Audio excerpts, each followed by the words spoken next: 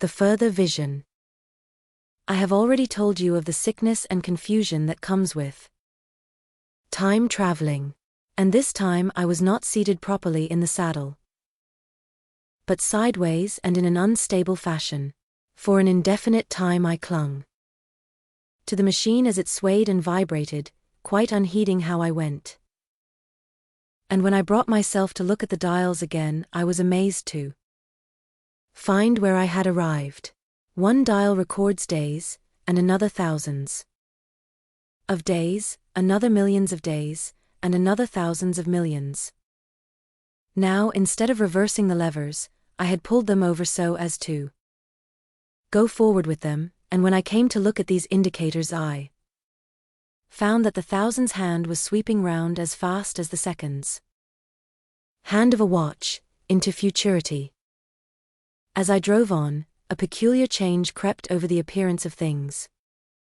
The palpitating grayness grew darker, then though I was still traveling with prodigious velocity, the blinking succession of day and night, which was usually indicative of a slower pace, returned, and grew more and more marked. This puzzled me very much at first. The alternations of night and day grew slower and slower, and so did the passage of the sun across the sky, until they seemed to stretch through centuries. At last a steady twilight brooded over the earth, a twilight only broken now and then when a comet glared across the darkling sky. The band of light that had indicated the sun had long since disappeared, for the sun had ceased to set, it simply rose and fell in the west, and grew ever broader and more red. All trace of the moon had vanished. The circling of the stars, growing slower and slower, had given place to creeping points of light. At last, some time before I stopped, the sun, red and very large, halted motionless upon the horizon, a vast dome glowing with a dull heat, and now and then suffering a momentary extinction. At one time it had for a little while glowed more brilliantly again, but it speedily reverted to its sullen red heat. I perceived by this slowing down of its rising and setting that the work of the tidal drag was done. The earth had come to rest with one face to the sun, even as in our own time the moon faces the earth. Very cautiously, for I remembered my former headlong fall, I began to reverse my motion. Slower and slower went the circling hands, until the thousands one seemed motionless and the daily one was no longer a mere mist upon its scale. Still slower, until the dim outlines of a desolate beach grew visible. I stopped very gently and sat upon the time machine, looking round. The sky was no longer blue. Northeastward it was inky black, and out of the blackness shone brightly and steadily the pale white stars. Overhead it was a deep Indian red and starless, and southeastward it grew brighter to a glowing scarlet where, cut by the horizon, lay the huge hull of the sun, red and motionless. The rocks about me were of a harsh reddish color, and all the trace of life that I could see at first was the intensely green vegetation that covered every projecting point on their southeastern face. It was the same rich green that one sees on forest moss or on the lichen in caves, plants which like these grow in a perpetual twilight. The machine was standing on a sloping beach. The sea stretched away to the southwest, to rise into a sharp bright horizon against the wan sky. There were no breakers and no waves, for not a breath of wind was stirring.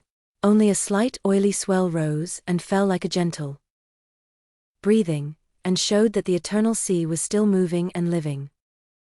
And along the margin where the water sometimes broke was a thick incrustation of salt, pink under the lurid sky. There was a sense of oppression in my head, and I noticed that I was breathing very fast. The sensation reminded me of my only experience of mountaineering, and from that I judged the air to be more rarefied than it is now.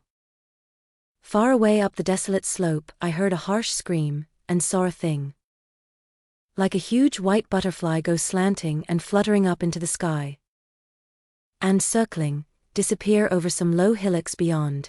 The sound of its voice was so dismal that I shivered and seated myself more firmly upon the machine. Looking round me again, I saw that, quite near what I had taken to be a reddish mass of rock, was moving slowly towards me. Then I saw the thing was really a monstrous crab-like creature.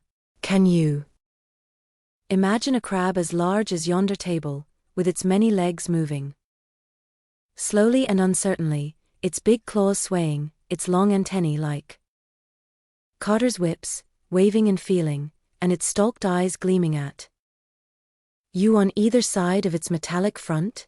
Its back was corrugated and ornamented with ungainly bosses, and a greenish incrustation blotched it here and there.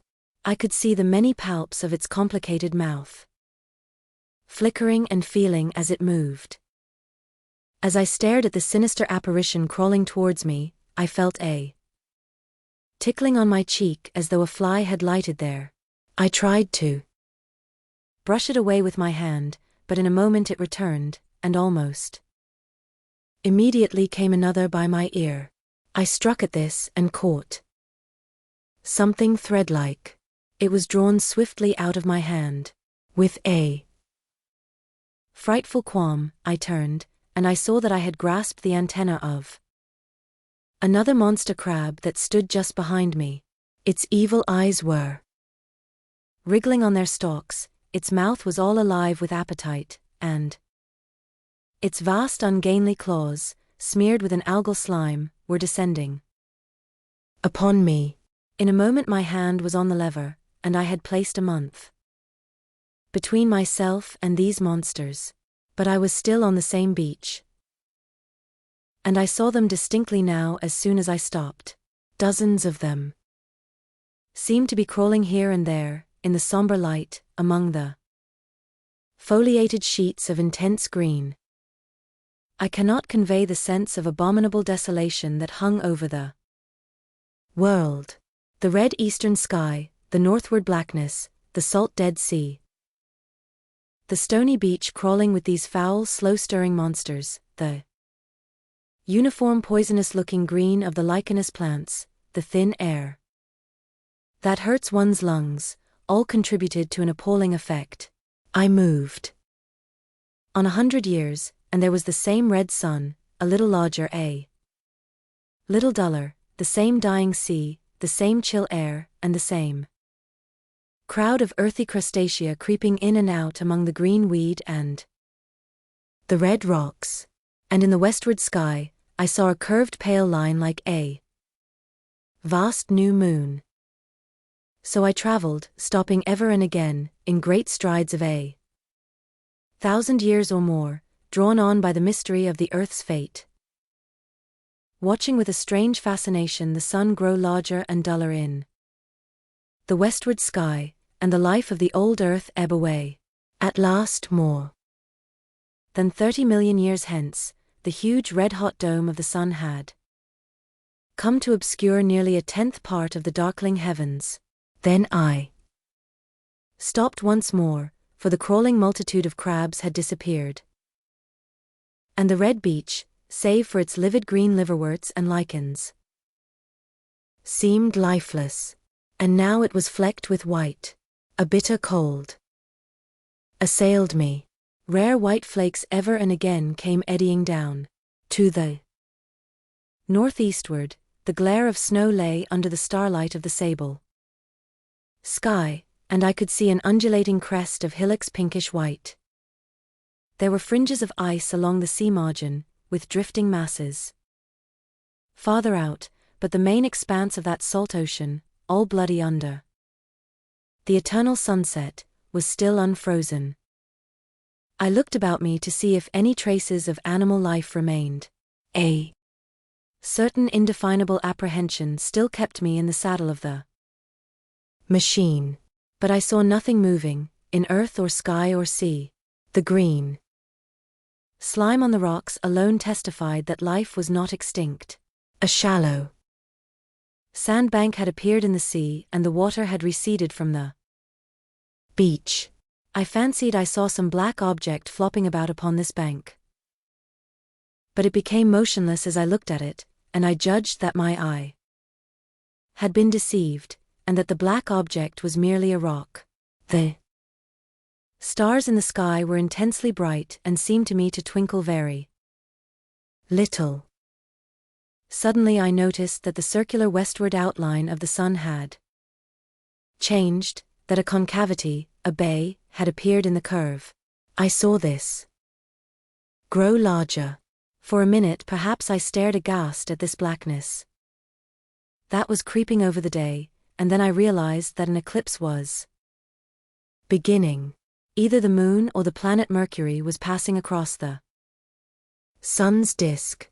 Naturally, at first I took it to be the moon, but there is much to incline me to believe that what I really saw was the transit of an inner planet passing very near to the Earth.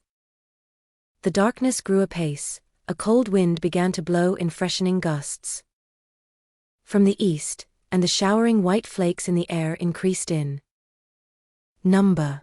From the edge of the sea came a ripple and whisper. Beyond these lifeless sounds the world was silent. Silent? It would be hard to convey the stillness of it. All the sounds of man, the bleating of sheep, the cries of birds, the hum of insects, the stir that makes the background of our lives, all that was over. As the darkness thickened, the eddying flakes grew more abundant, dancing before my eyes, and the cold of the air more intense. At last, one by one, swiftly one after the other, the white peaks of the distant hills vanished into blackness. The breeze rose to a moaning wind. I saw the black central shadow of the eclipse sweeping towards me. In another moment the pale stars alone were visible. All else was rayless obscurity. The sky was absolutely black. A horror of this great darkness came on me. The cold, that smote to my marrow, and the pain I felt in breathing, overcame me. I shivered, and a deadly nausea seized me. Then like a red-hot bow in the sky appeared the edge of the sun. I got off the machine to recover myself. I felt giddy and incapable of facing the return journey. As I stood sick and confused I saw again the moving thing upon the shoal. There was no mistake now that it was a moving thing, against the red water of the sea.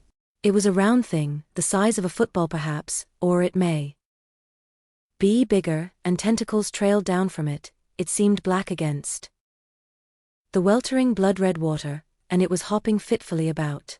Then I felt I was fainting, but a terrible dread of lying helpless in that remote and awful twilight sustained me while I clambered upon the saddle.